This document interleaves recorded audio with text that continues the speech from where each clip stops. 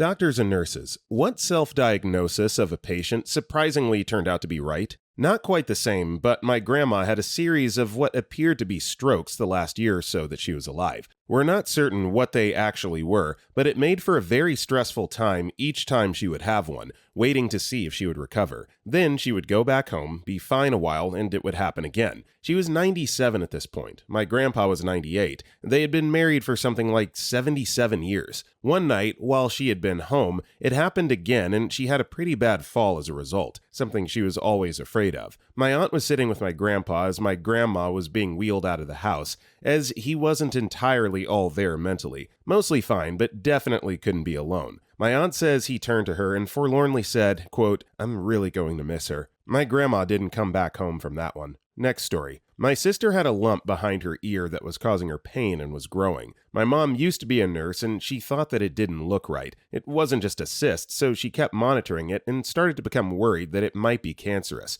For a whole year, my mom went back and forth with doctors asking them to take her seriously, and one doctor finally agreed to go in and biopsy it. Lo and behold, my sister had stage 1 cancer, and it was a rare form at that. Next story. Not a doc or a nurse, but back in the early 80s, my mom, 30 at the time, could not convince several docs that she had breast cancer. It was different to just a lump or pain. They all responded with, "You're too young." Finally got one doc to write a referral to a specialist so she would shut up about it. She had breast cancer. Was told she may need a mastectomy, but after going in, they were able to remove enough without having to go that far. She went back to the original doc and had a go at him and said if she ever heard his name come up for malpractice in the future, she would make a statement against him. She was in medical industry. Told him to never tell a woman she was too young for breast cancer. Edit. I called my mom for more details. It was in the right breast. There was no lump, just a dull and fairly constant pain, but not an intense pain. The mass was removed. However, years later, she had the same pain and had another mass removed. Years later again, and had small lumps, rice grain size,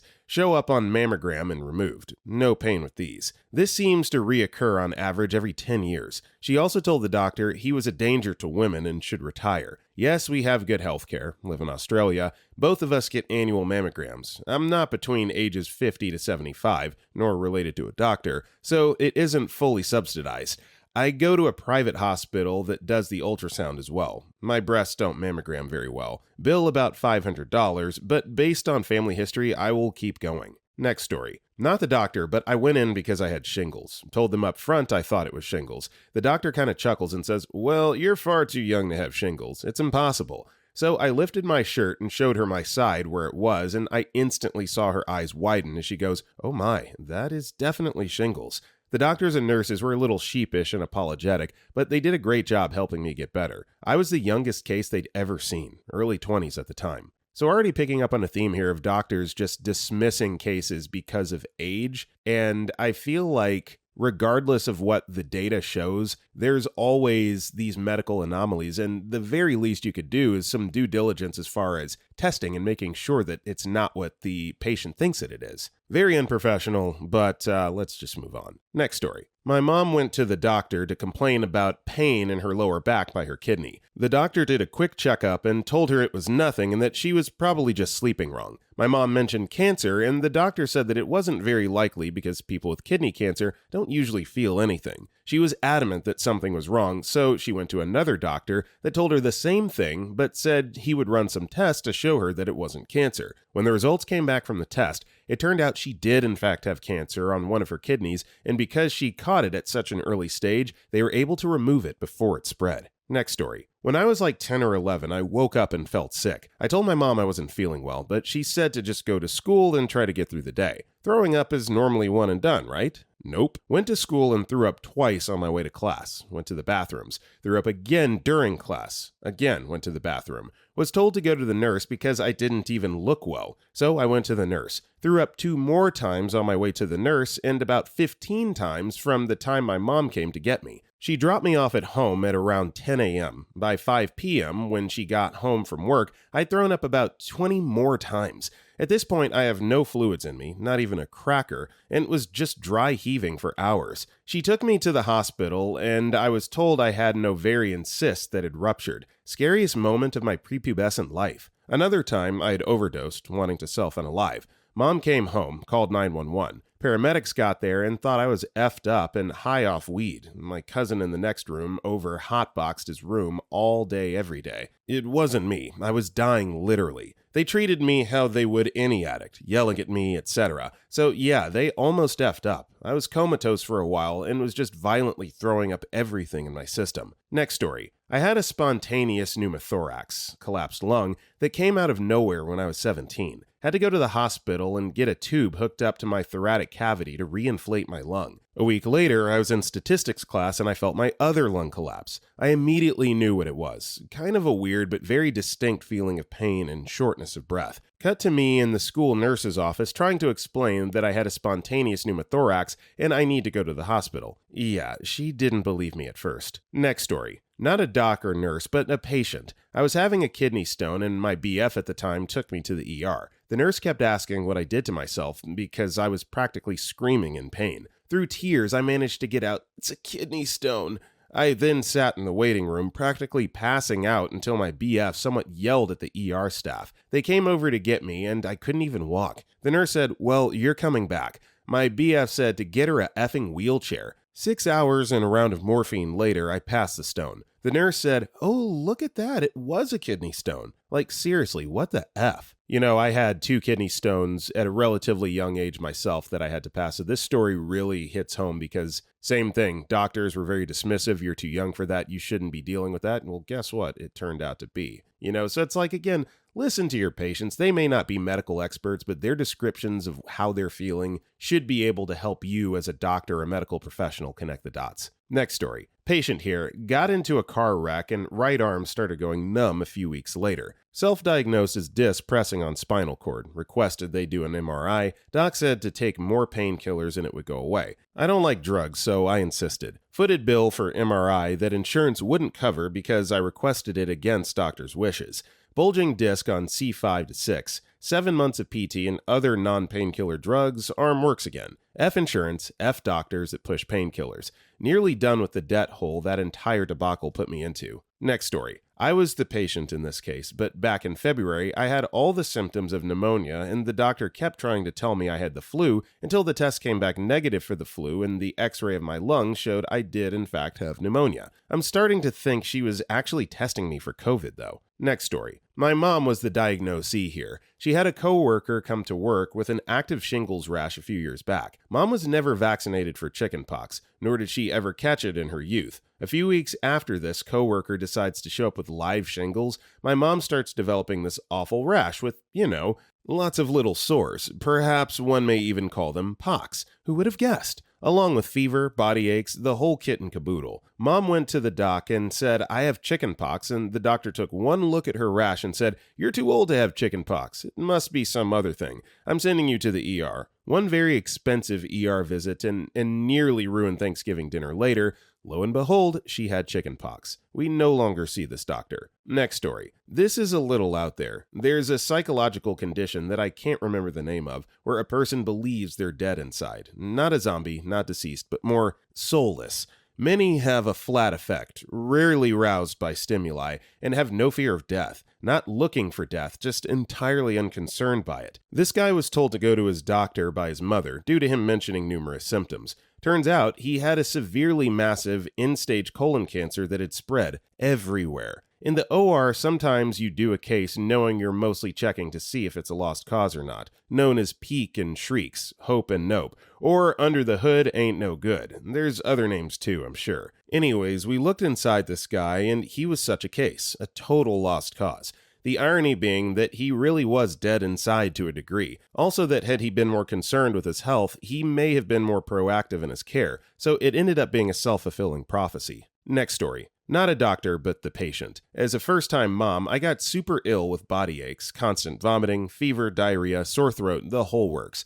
I was super dehydrated and begged my husband to take me to urgent care, but of course it was a Sunday, so I ended up in the ER. I thought I had strep and/or the flu because I was familiar with how that felt, and this was similar. They tested for both, and it all came back negative. Super odd. They gave me fluids and sent me on my way. 2 days later, my 1-year-old daughter got spots on the palms of her hands and soles of her feet. We took her to the doctor, and turns out she has hand, foot, and mouth disease. If you're familiar with HFM, you know there's nothing you can do to treat it, and by the time the spots arrive, the illness stage is usually over and you feel better, besides the fact that you have itchy hands and feet. So while I was there, I told her doctor that 2 days before I admitted myself to the ER because I was so sick, yada yada, and does she think I could also have HFM? She said it's a children's disease and I don't have it. Well, 2 days pass and now I have spots on my hands and feet. I had HFM and the ER and pediatrician didn't catch it. Not that there was anything they could do, but it would have been nice to know. Edit to add. I never even knew my daughter was sick before the spots appeared. She acted totally fine, but it put my butt in the ER. And yes, her pediatrician dismissed the idea of me having HFM so fast. Good to know other adults had it bad too, and that it hits adults harder than children. Next story. Not a nurse, but my mother worked at a children's hospital, an X-ray. Her second-born, not me, was vomiting and having symptoms as soon as he was born. She believed it was pyloric stenosis, a fairly rare case where the sphincter in the stomach closes up, preventing eating. The first doctor dismissed my mother, thinking she was being normal mother paranoid. My annoyed mother brought her to a second doctor. The second doctor called in his med students and said, quote, "This is a baby with very, very early onset pyloric stenosis. You will not see it often this early. The mother just recognized it." Next story. My wife visited a gastroenterologist at a renowned multi-specialty clinic, complaining of severe pain in her upper abdomen. Not all the time, but mostly after meals. The doc poo-pooed her concern, saying it's only indigestion and advised more water, analgesics, etc. She insisted on getting a USG scan done. The doc almost sneered, saying you must have checked the symptoms on Google, but just to put your mind at ease, let's get it done. While we were waiting outside the radiology room, the doc came by with the same all-knowing smile on his face. "So it's all fine, isn't it?" The lab guy came out just then, saying, "Ma'am, you've got lots of stones in your gallbladder. You must see a doctor immediately and get it operated." The doc hastily beat a retreat, and we've never gone back to him again. Next story. Not a doctor, but when I was in early grade school, I had an accident on a trampoline and thought that I broke my knee. We rushed to urgent care and they said that I was just bruised. The following week, still in PE, and running, I'm doing sports, my knee still hurt, and we went to the doctor again. Not urgent care, and I fractured my femur right above my knee and had to be on crutches for 2 months. Also, the second time I got a concussion, I was rushed to urgent care, and they said it was a migraine. I knew I had a concussion, and so did my family. I ended up taking 1.5 months out of school and did part-time for another month. I don't trust urgent care. Next story. After drug abuse, I was left with permanent lasting visuals. It's called HPPD, hallucinogen persisting perception disorder. Basically, anxiety up the ass. 8+ different visual disturbances that are continuously happening no matter time of day, open or closed eye, light or dark. Went into a treatment program after some issues with Xanax. Used it because it took away my visuals. I told them I have HPPD and that I see things that aren't there. They said, "That's not true. You're just trying to get a Xanax prescription." Fast forward 3 months and I'm out, still being told I'm making everything up. They convinced my family I was lying. Went back to my OG therapist that I've seen for 2 years, and she's been with me the whole time through my struggle with HPPD. After a year, she said she was comfortable diagnosing me with HPPD. Doesn't change the fact I still see crap 24/7, but hey, at least I was right. Next story. Not a doctor, but the patient. Back in late 2016, I was 13, I started experiencing things like fatigue, joint and muscle pain, intolerance to exercise, migraines, depression, etc. I consulted Dr. Google with my friend, and the first thing that came up was chronic fatigue syndrome. I never really brought it up and got told I was just depressed, lol. Well, lo and behold, 4 years later, now 17, after seeing approximately 10 different specialists, I get officially diagnosed with chronic fatigue syndrome. Sometimes it makes me wonder what my life would be if I got diagnosed 4 years ago. Next story. My dad is a neurosurgeon and my mom thought I was having absence seizures. I basically zone out and forget what happened from the past 10 minutes or so. And my dad said I was just ignoring my mom. My mom took me to go get an EEG and turns out I have seizures, pretty strong ones. EEGs can take up to 2 or 3 hours long and mine was 15 minutes. We walked to my dad's hospital and my mom walked in flaunting the papers saying, "I knew it, I'm smarter than the neurosurgeon." Ha! Edit. I just remembered something when I had my seizures. I was on meds and now I'm off. We're waiting to see if they'll come back. I've had to have someone check on me every few minutes to make sure I hadn't drowned. I couldn't drive, still can't, or swim, so hardly do anything by myself. Makes you appreciate alone time, lol. Next story. Not a doctor, but I started having severe excruciating headaches come on while standing, or coughing, laughing, etc. They became so severe they'd make me scream and vomit, but would disappear as long as I was bent over and hanging my head or if I took crazy amounts of caffeine. Because the headaches were positional, I thought it was a CSF leak and that I needed a blood patch. One morning, my husband drove me to the ER, which triggered a headache, so I walked into the ER, bent with my head hanging, and saying I had a CSF leak and needed a blood patch. They did an MRI, and it turns out leaks from Chiari. So I was right about the leaks, but wrong about the treatment, and I got brain surgery instead. Next story. Obligatory, not a doctor. Had a lumbar puncture done 2 years ago that got me a CSF leak. I had that leak for 8 months. The doctor that was responsible told me that, quote, "It's impossible. Your leak must have sealed." I took matters into my own hands and wrote a letter to the neuro department at my local hospital, basically laying down my thoughts and telling them I strongly believed I still had a leak after 8 months. They took me in and treated it. It doesn't end quite there, though. After the treatment, I developed what is thought to be RIH, rebound high pressure. This is a newly researched phenomenon found in patients that are treated for a CSF leak and that have had the leak for a long time. Basically, your symptoms switch from low pressure to high pressure. I had to research this on my own as well and reference some articles to my neurologist. My neuro then said, "Wow, we've never even heard or seen anything like this before, but the articles you show me are written by respectable experts in the area and published in very good journals, so let's try to treat it." Now I'm being treated for RIH with Diamox, which seems to be slowly working. So I had to basically self-diagnose twice. It's honestly not fun. It's exhausting and stressful, but you have to do what you have to do. I've made sure to read highly cited research and then bring this forward to my doctors and hear what they have to say. It makes you wonder, like, what all are these medical professionals studying before they're permitted to work cases on patients?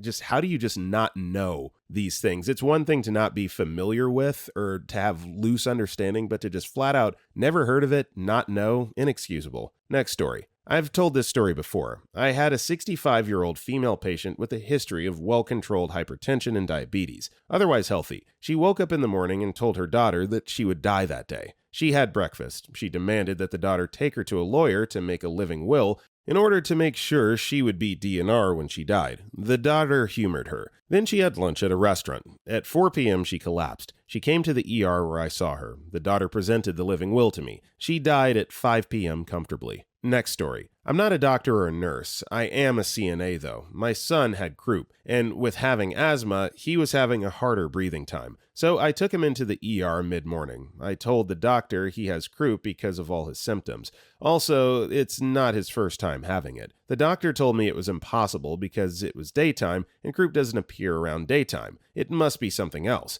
So we ran all the tests, even though I knew it was a bad case of croup. Well, my son finally coughed, and it's that seal bark cough.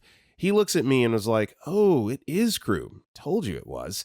He now knows that croup happens during the day now. Shaking my head. Next story. Not the doctor, but the patient. This was around fall 2019. I was working in the kitchen of my local bar, getting close to closing time, so I was putting things away and cleaning. I'm not entirely sure what caused it, maybe moving something in a weird angle or the chemicals used to clean the flat grill, but my chest was hurting me whenever I moved. I worked like this for 2 hours and it kept getting worse to the point that my body was contorting to compensate. After my shift, I sat down at the bar and had a beer, chatting with the head cook. I told him I think my lung has collapsed. Now I'm fairly skinny, 6'3", and was 28 years old, but I look like I'd just left high school. He thought I was being dramatic, so I go home and have my roommate take me to the hospital because it's just getting worse. When I arrive, I tell the front desk I'm having chest pain and I think my lung has collapsed. ER doctor doesn't believe me. I told them I vaped and he assumed it was all due to vaping. Well, get an MRI and I have an 80% collapsed lung. Watch them cut my chest open with a scalpel and ram a tube into my chest cavity. They said it was due to my body's fluid, spontaneous pneumothorax due to being tall and skinny. Was in there for 4 days and the nurses kept bringing up that I diagnosed myself. Luckily, no long-term effects other than I can never go scuba diving now. Next story. Far less dramatic than some other people, but I grew up in a fairly medical household. I'm not a medical person myself, but I have enough knowledge to know when to see a doctor. When I was in my early 20s, I took someone to the emergency room one night because they had a badly infected wound.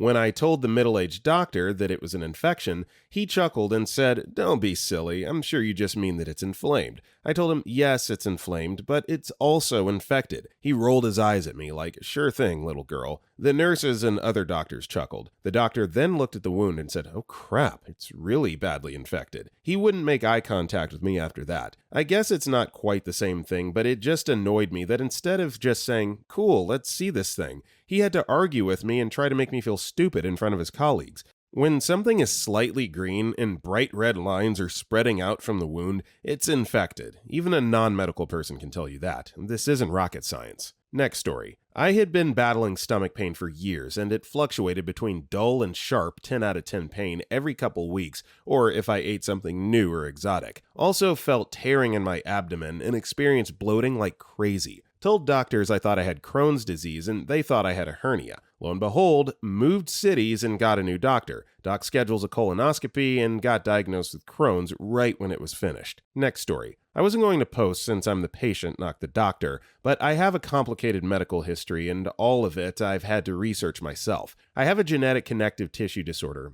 hypermobile Ehlers-Danlos syndrome, so joint pain my whole life, which I assumed everyone had to deal with since I was always brushed off. Orthostatic hypotension, so I constantly hear, "With that blood pressure, you'll live forever." And I think/reply, "It would be nice if I could stand up for more than a few minutes at a time, though." I thought I was a hypochondriac most of my life, until I caught myself and said out loud, "Right, I shouldn't kneel like that. I might dislocate my knee again," in front of someone who had EDS, and they asked if I had it. Eventually, I researched, and then pushed for a diagnosis. Ended up having to go out of state to a specialist because no one here was willing to say I had it. Even though the evidence was there, they would treat me like I did, but weren't comfortable writing it down. I'm almost 35, and my quality of life is that of a geriatric. If it had been caught sooner, if insurance would cover continuous physical therapy for people like me, maybe I wouldn't be where I am. I also want to go back and forth through my laundry list of doctors who brush me off and tell them to pay attention. Next story. I'd like to point out that yes, many times I've felt weird and not right, and once I see a doctor,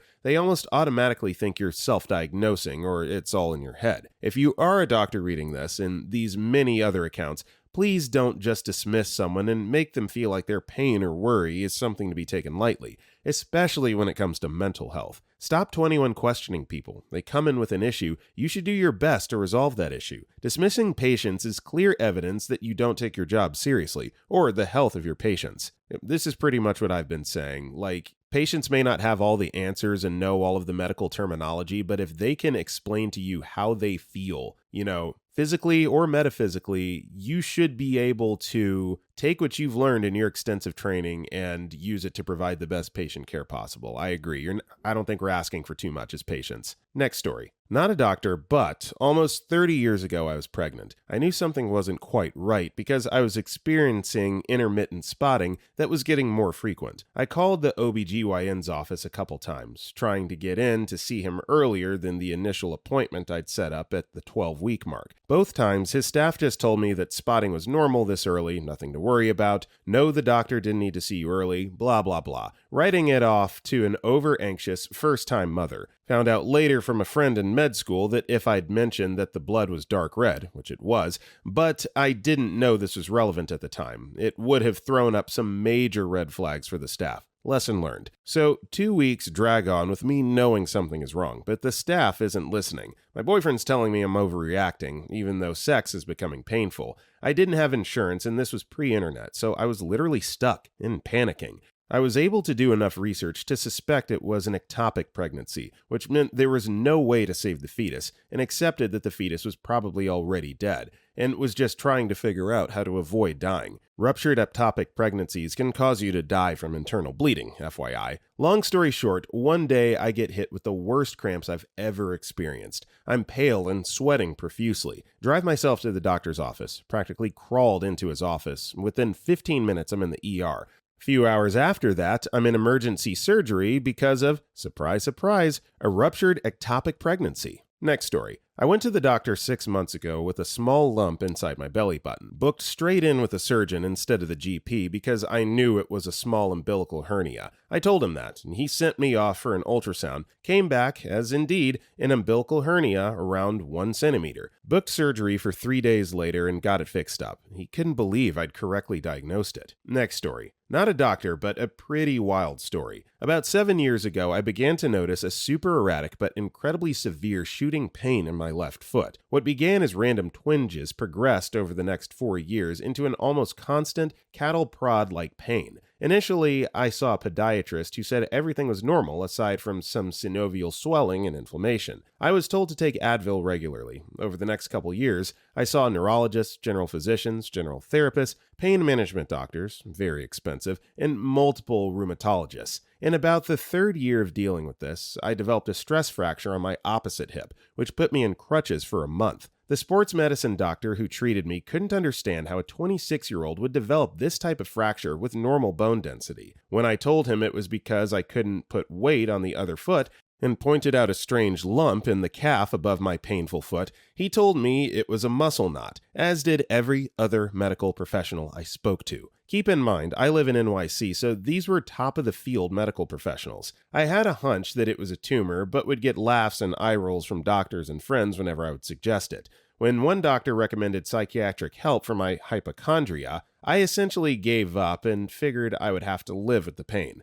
I never felt so crazy or hysterical as I did being constantly ridiculed / judged by the doctors I was trying to communicate my concerns to. I went from being a daily runner to not being able to walk without a limp and losing a ton of function in my leg. At one point, it had been about 4 years and the pain was unreal. I have a huge pain tolerance, but I would sob silently at my desk during work hours, and sleeping at all during the night was a thing of the past. It was pain I wouldn't wish on my worst enemy, like a mix of burning, shooting, stabbing, electric jolts that literally made me cry out. And toward the end, it was happening at 2 to 5 minute intervals, all day, all night. When doctors weren't able to find a cause for it, my final rheumatologist decided that I should be put on immunosuppressant therapy. I have psoriasis, so psoriatic arthritis was their best guess. I finally put my foot down and threw a tiny tantrum in the doctor's office, after pointing out again the growing lump on my calf, and being told again that it was just a muscle knot. I demanded to have it imaged before moving forward with treatment. I'd Googled symptoms and was firmly convinced it was schwannoma or similar nerve sheath tumor. 15 minutes later, the ultrasound tech confirmed that's exactly what it was. Her exact words were, "Damn, girl, you were exactly right. Good for you for advocating for yourself."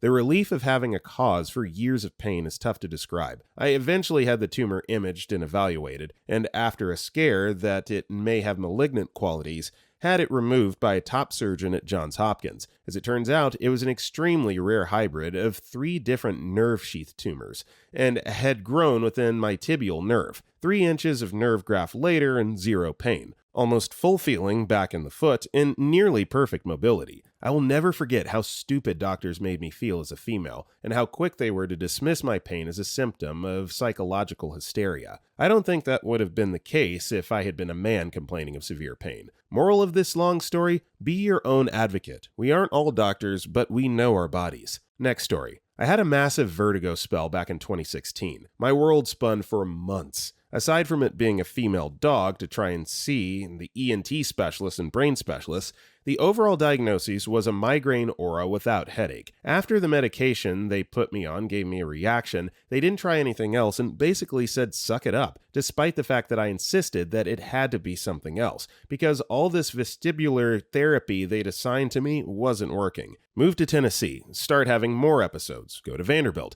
Turns out I have BPV, and it's fairly uncommon to see a young person with it, a 25-year-old female. It's an everyday struggle, but let me tell you how vindicating it was to know I was right. Next story. I remember I was suffering from low hemoglobin count and bordering on anemic. It started shortly after I began taking new meds. I asked my doctor if it was the reason why, and she said no. It was probably because I was donating blood regularly. I was confused as to why it didn't develop before, since I'd been donating since I was 18 and was almost 40. I kept bringing it up and she insisted the drugs were not the culprit. I finally asked about side effects of each drug. She said one of the drugs can cause a certain change in my blood, which then causes low iron, which then causes, low hemoglobin. Next story. Obligatory, I was the patient here. I discovered that phimosis ran in my family and I had it. When I was born, the doctors refused to circumcise me because I wasn't Jewish. The first specialist I spoke to told me I didn't have it and I was just being ridiculous. Despite explaining that I cannot have sex due to this issue, he made me leave his office. I then got a referral to a different specialist in another city, where I was told my concerns were correct and I was permitted surgical intervention. Downside was I ended up with nerve problems post-surgery and cannot feel F all most of the time down there. But hey, I was right. Next story. I was a student athletic trainer in high school and college, so I know some stuff. Anyway, I sprained my ankle in 2000. 10 years later, my ankle began swelling and aching all the time. I went to my regular PCP, and he sent me for x-rays and an MRI. Meanwhile, I'm thinking about it and what I saw. When I went back to the doctor for the results, I asked if it was osteochondritis dissecans, when a bone dies and causes the cartilage around it to die due to lack of blood supply. My doctor gave me a PO'd look. You'd think he'd be used to me by then, lol, and said I'd have to discuss it with the orthopedic surgeon, because I was right. Next story. Not a doctor, but my wife was diagnosing that the excruciating pain that shot through my leg was not tendinitis, but some form of back issue. 2 doctors completely misdiagnosed it and took my wife, dragging me to a third sports medicine doctor to figure it out. Crazy part was he diagnosed it in 5 minutes with a simple leg lift test that apparently the other doctors were too lazy to perform. Like seriously, if all the signs don't point to tendinitis, don't randomly agree with the other random doctor because you can't figure crap out in 30 seconds. Second doctor literally prescribed bed rest, which was the worst thing I could do for my body. Like, if tendinitis isn't painful to the touch, it probably isn't tendinitis. I spent a month in bed barely moving when I really needed physical therapy. I also knew that doctors hate people Googling symptoms, but maybe if medical error wasn't a leading cause of death in the United States, and it seemed like doctors actually listened to patients, we would be in a better position with our society's health. Next story. I went to my OBGYN to tell her I was pregnant with multiples. I was only 3.5 weeks pregnant, but my history of tubal pregnancy requires early action to ensure it doesn't happen again. He tells me to just relax and we'll find out. I keep telling her the HCG numbers are too high. She gets the ultrasound up and blurts out clear as day, "Oh F, there's 2. Don't judge her language.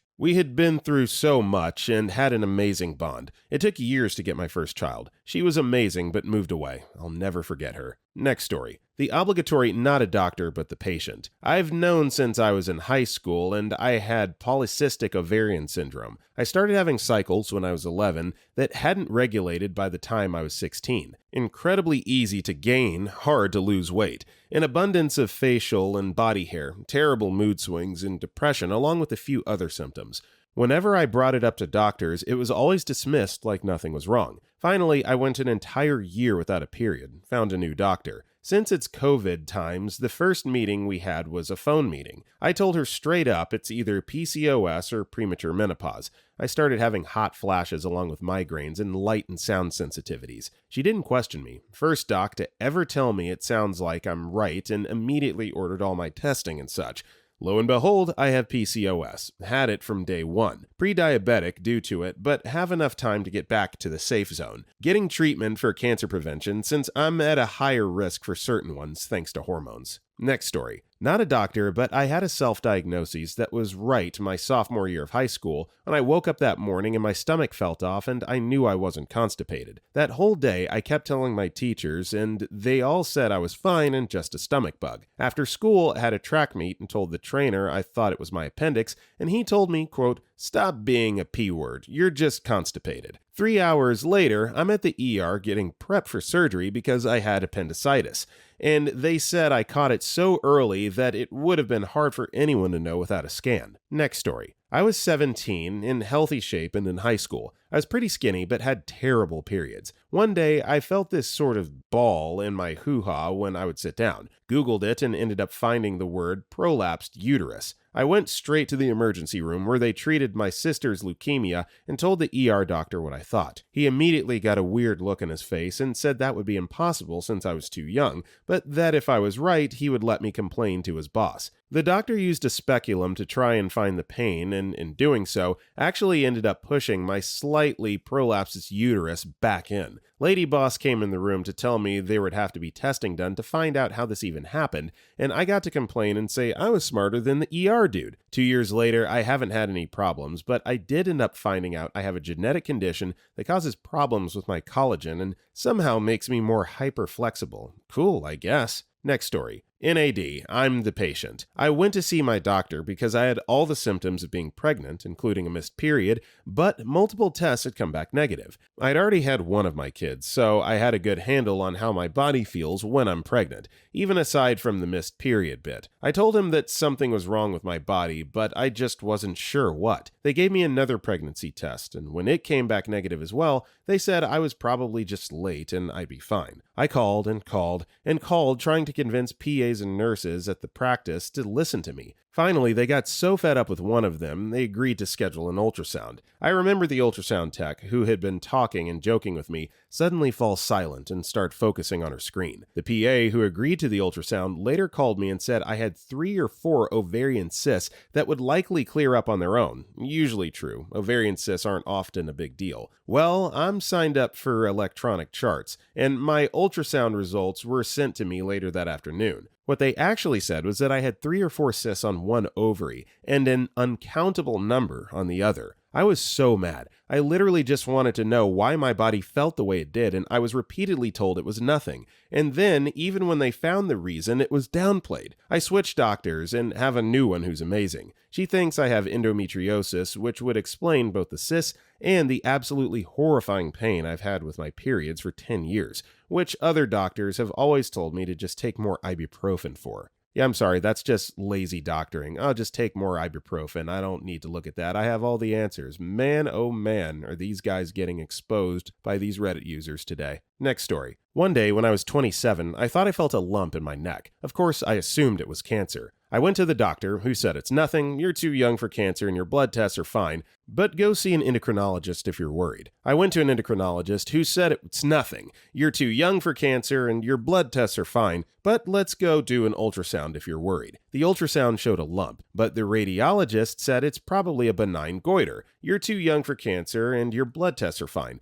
but let's do a biopsy if you're worried. The biopsy came back maybe. I'm not kidding. They said it could be cancer. It might not be. So the endocrinologist said go to a surgeon. I went to a surgeon who said, sure, I'll take it out, but only the side with the lump. If it's not cancer, you don't want me to take out the whole thing, do you?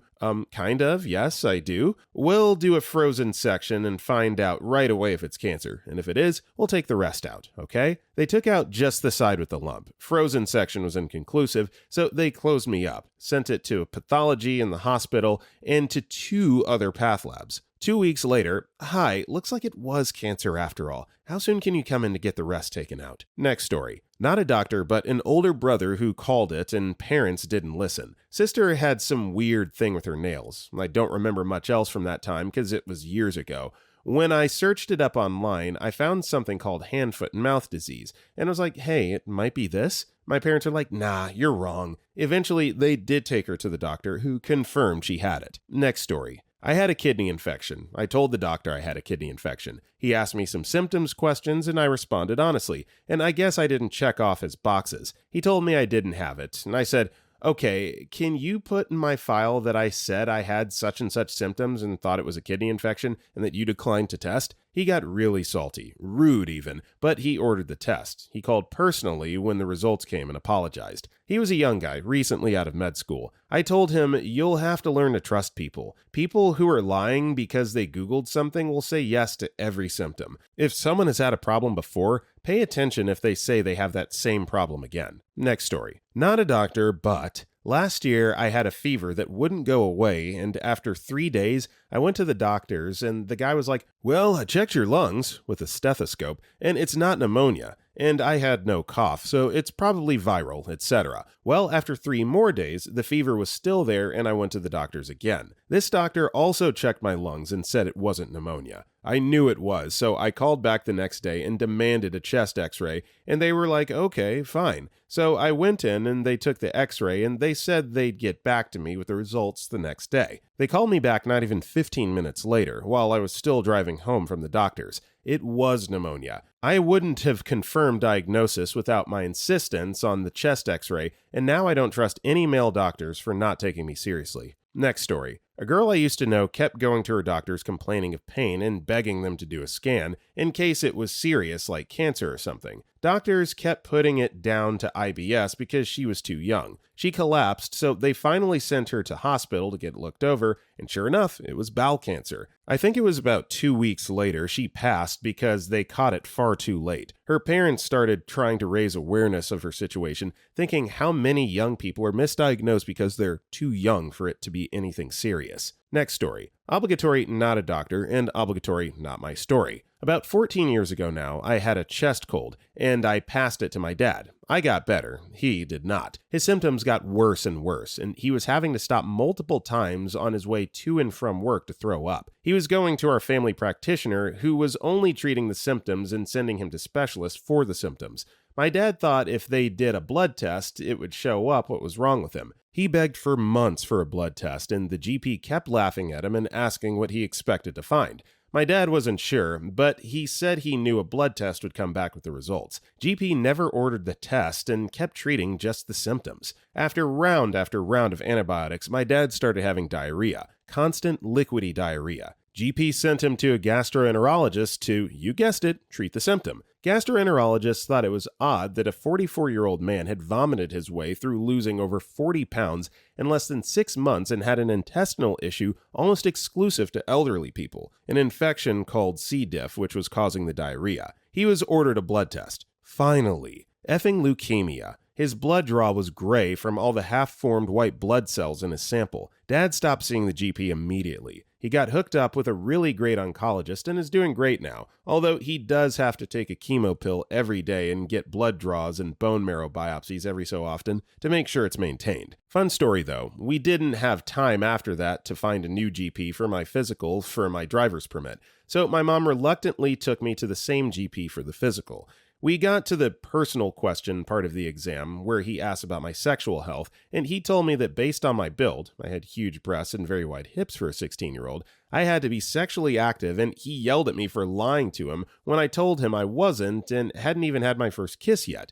He was so frustrated with me that he stormed out of the exam room and didn't come back. I sat there for 20 minutes before I realized that though, and when I finally gathered up my things and went to the waiting room to meet my mom, she asked me if something was wrong. I thought I'd get in trouble, so I said no. I think if I'd told her what happened, she would have possibly assaulted him for letting her husband's leukemia go untreated because he was too stubborn to order a blood test, and he was implying her daughter was lying about being sexually active in order to bully her into a pelvic exam. Next story. Not a doctor, but I do work in a hospital. And just the other day, someone I know came to the ER with a history of intense migraines who insisted he had a brain aneurysm after Googling his symptoms. Docs brushed him off at first because he's in his late 20s, but they went ahead and ordered a CT, and he was quickly shipped off for emergency surgery because he did, in fact, have a brain aneurysm. Next story. I went to the ER with a plugged mammary duct, mastitis. I was very sick, feverish, vomiting, headache. I was told the mastitis couldn't make you that sick, so they did a lumbar drip, sampled spinal fluid, and I spent 3 days in the hospital because they thought I had meningitis. Turns out I had mastitis. Next story. Obligatory, I'm not a doctor, but I was able to figure out my daughter's rare genetic disorder that many doctors have never heard of. My daughter was found to have severe facial, brain, and heart defects when I was 25 weeks pregnant. The sonographer, genetic counselors, and maternal fetal medicine doctor all had no idea what they were looking at. The karyotype, microarray, and tests for some of the more common single-gene disorders came back normal. We were told it was some sort of genetic disorder, but some are unable to diagnose because finding a single gene mutation is kind of like finding a needle in a haystack. We decided to end the pregnancy, and we were able to view my daughter afterwards. I won't go into too much detail, but her facial features were very severe and unique. I had to know what that did to her and if it was something that could happen again. After a while of searching through various scientific articles using all the terms I'd picked up during our weeks of genetic counseling, I found something that fit her perfectly. Acromelic frontonasal dysostosis caused by the gene ZSWIM6. I sent the articles and pictures of my daughter to our genetic counselor, and we used a leftover sample from the amniocentesis to test for the gene. Sure enough, it came back showing a mutation in ZSWIM6. As of 2019, there were 22 known cases of her disorder in the world. Next story. This is a case where I was the patient and my mom was right about everything. I was 12 and started having really bad pain in my left side. I started puberty really early as my mom was sure it was hormonal, so it was my aunt who's a doctor. She took me to the ER where the doctor said it was just cramps and sent us home. The next day, I collapsed and was taken back to the hospital. It was a massive ovarian cyst. It burst and I almost lost an ovary. There were several more that I had massive surgeries for. Next story. So, disclaimer, I was the patient. I woke up for a bathroom break and saw this focaccia bread looking blob on my knee, which was effing weird. I went back to bed and when I woke up a few hours later, it had started to blister. I did some Googling and the closest thing I could find was a hobo spider bite, similar to the brown recluse, that causes necrosis. Pretty much the only solution is to take antibiotics, and don't touch it or pop it. Do or don't Google it, the pictures are nasty. I went to my doctor that afternoon and she refused to believe me. I think she disliked me because I had been honest about smoking weed, which was illegal at the time. She kept asking if I had gotten drunk and fallen or burned myself, and I kept insisting that it was a spider bite and I needed to go on antibiotics ASAP. She also knew that I'm not a fan of antibiotics, only take them when I absolutely have to, but still gave resistance to supplying them. Finally, she relented. I never went back to her and found a much better doctor who did fantastic follow-ups during the next 2 months of having a pus-filled hole in my leg. 10 years later, I still roll my eyes at the first doctor when I look at the gnarly scar on my knee. Next story. Went in and told my doctor my gallbladder was bad when I was in the middle of an attack. Had an ultrasound later that morning. Checked into the hospital that night. Gallbladder removed 3 days later. Pro tip, don't wait until you get a stone stuck to go to the doctor. What could have been a simple outpatient surgery was a 4-day inpatient surgery with tons of antibiotics, clear diet, and a much larger bill. Next story. When I was pregnant with my third baby, both of my sons got chickenpox. I panicked and told our pediatrician that I never had it. Exposed many times, but never got sick. He was adamant that I was wrong. I didn't get it then either. Skip ahead 4 years. I now have 4 sons, and they all started getting sick, looking like chickenpox. Same pediatrician says the oldest 2 are no way CP for a second time. Took them all in, and I was feverish and itchy. When the doctor saw us all, he just stood there, mouth agape. My 2 boys each had CP again. I finally caught it at 30 years old and 13 exposures. Nothing is impossible. Next story. Not a doctor, but when I was about 25, I noticed that I was having really bad pain in one of my legs, followed by shortness of breath. I couldn't make it up a single flight of stairs without feeling absolutely winded. I knew immediately that I had a blood clot because my father had gone through the same thing years earlier. I went to the doc and explained what was going on and that I was pretty certain I had a blood clot. The doctor was incredibly dismissive and told me, "There's no way, you're too young, but if it'll make you feel better, I'll order a blood test." She ordered the D-dimer test and then called me apologizing the next day because it came back with a positive result. She told me to immediately go to an imaging center for a CT scan, and from there I was sent immediately to the hospital with a DVT and PE in both of my lungs. Good times. Next story. Not a doctor, but I told 6 GPs I thought I was lupus before I finally got referred to a rheumatologist who told me it's lupus. The first symptom I noticed was a malar rash, a rash across the bridge of my nose and on both cheeks. At first I thought it could be sunburn, but it was slightly raised and was persistent. Nothing I did made it go away, and I noticed I was slightly worse after sun exposure. It was photosensitive. Naturally, I Googled it. Google told me it could be a malar rash, which is typical of SLE, a form of lupus, or it could be rosacea, a skin condition. I'd also been very fatigued, had bad joint pain, had consistently weird blood results over a few years, which showed inflammation with no known cause, and my hair was doing weird crap, growing little hairs at my crown like a baby. So I'd go to GP and I say, hey, I think something's up. He tells me it's probably anxiety and contact dermatitis.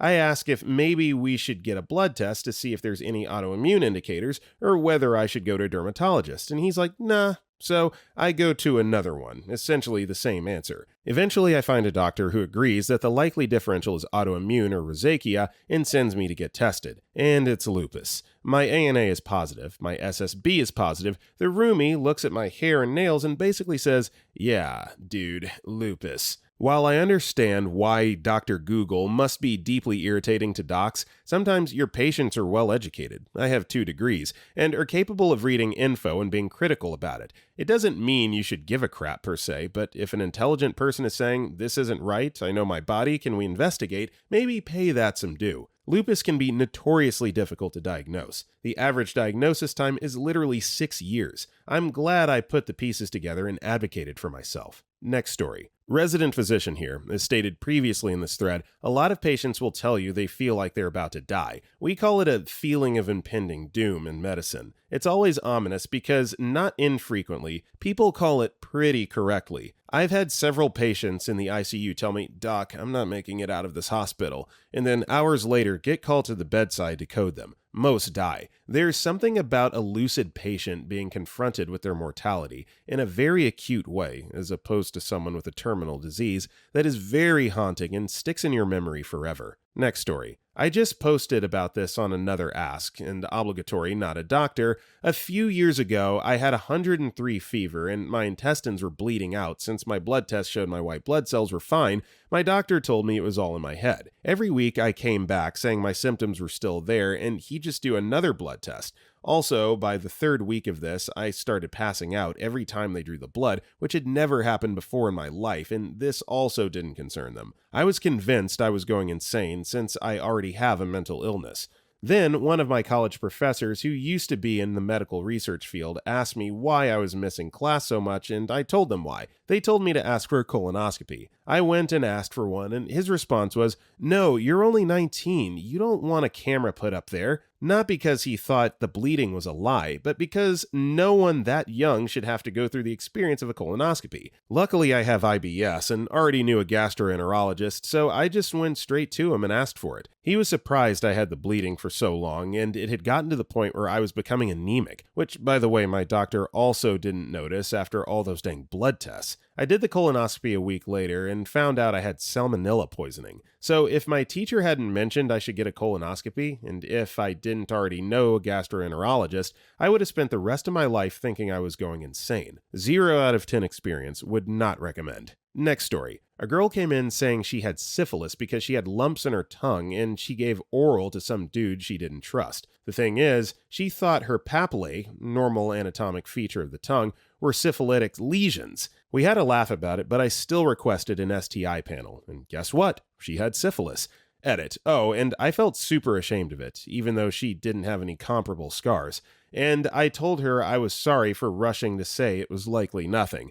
But she was very grateful to me and wanted me to be her doctor because she said I was the only one who cared enough to still ask for an STI screening. She had seen other doctors who dismissed her quickly. Next story. Got stung by something, never saw it, while working as a farmhand. Felt a little funny and finally collapsed later and slept 16 hours. Woke up, threw up, and went back to work. About 10 a.m., I finally told the guy I was helping that I need to go to the hospital as my throat was a damn near closed and I felt like I was high. Drove myself to the nearest hospital, about 30-minute drive, almost fainting. Got to the hospital and passed out in the parking lot in my car. It was July 4th and about 90 degrees. Luckily, I didn't die. Stumbled into the hospital and to the front desk and just muttered, I think something's wrong. Front desk calls the town doctor, and I remember him being kind of pissed as it was July 4th, and he walks in. I say, I think I'm allergic to bees. He puts on his glasses and glances in my throat, and the shock in his eyes says it all. Gave me some medicine and sent me on my way. I slept another 2 days and lost 16 pounds.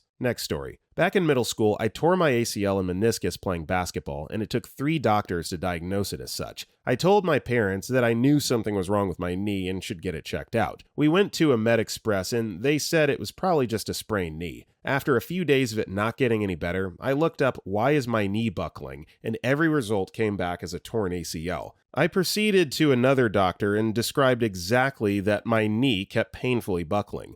I clearly had a lot of effusion around my knee and was limping. This doctor got me an x-ray and said there was nothing there. It's probably a bone bruise or hamstring pull. We went to another doctor who finally ordered an MRI, and lo and behold, my ACL was completely gone and so was my lateral meniscus. 8 weeks of limping around and I finally got a date for surgery. About a year later, I tore my meniscus again and told the doctors before they looked at it, I tore my meniscus.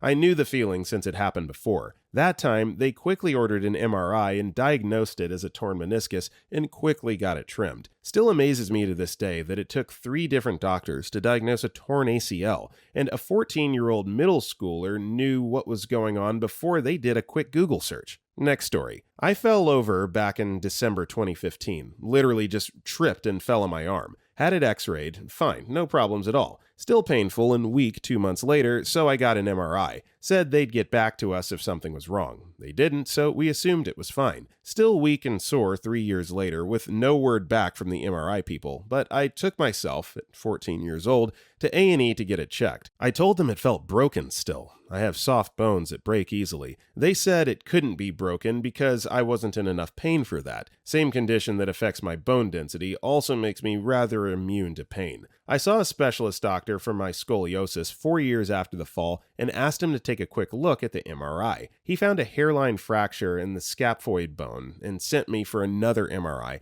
and actually got back to me on it. My scaphoid had broken in 2 and grown apart. 1 bone graft surgery, failed, and a titanium screw later, I still have a broken wrist. I'm still in pain, and am still never believed when it comes to medical issues. Could have been fixed with a simple Velcro brace back in 2015 or 16. 5-year anniversary is coming up. Whoop. Next story. 2 patient stories. Me. For 6 years, I would get an extreme pain in my calf if I knelt down and stood back up.